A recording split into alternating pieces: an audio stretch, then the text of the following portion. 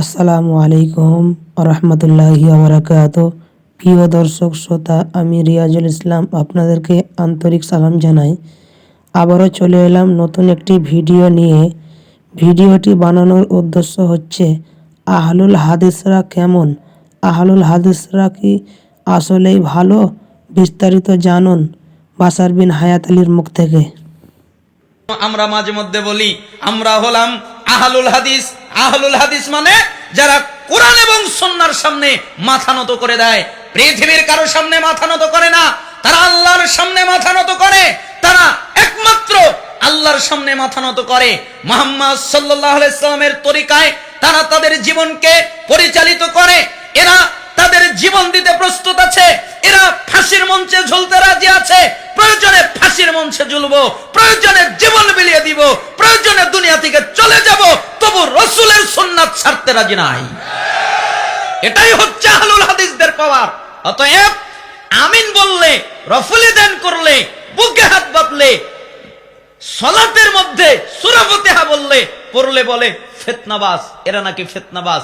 আর তারা করে কি, যে আমাদের দেশের এক শ্রেণীর লোকেরা আছে, মন্দির পাহারা দেয়। মন্দির পাহারা দেওয়া হয়, মন্দির পাহারা দেয়। তারা বলে আমরা আপনাদের সাথে আছি, আমরা আপনাদের সহযোগিতা করব। আবার হিন্দু কল্যাণ পরিষদ গড়ে তোলে, এগুলোও হয়। আর অন্যদিকে আহলে হাদিসদের মসজিদ ভেঙে দেয়। মন্দির পাহারা হয় আর মসজিদ ভাঙে। এটাই যদি হয় আমাদের আকীদা, মুহাম্মদ সাল্লাল্লাহু আলাইহি সাল্লাম এই কথাই বলেছেন, ঠিক তার সাহাবীরা এই কথাই বলেছেন। রাসূলের চর্চিত দিন এখন আর সমাজে দেখতে পাচ্ছে না। ওই সময় যদি পাওয়া না যায়, এখন আরো বেশি পাওয়া যাবে না, ঠিক না? আমরা মাঝে মধ্যে বলি আমরা আলোচনা করছি, আমরা দাওয়াতি কাজ করছি। পৃথিবীর সবচেয়ে দামি মানুষ মুহাম্মদ সাল্লাল্লাহু আলাইহি সাল্লাম।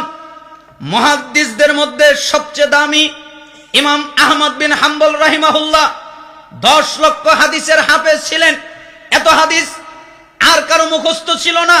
এত বড় পণ্ডিত ছিলেন, এত বড় আলেম ছিলেন।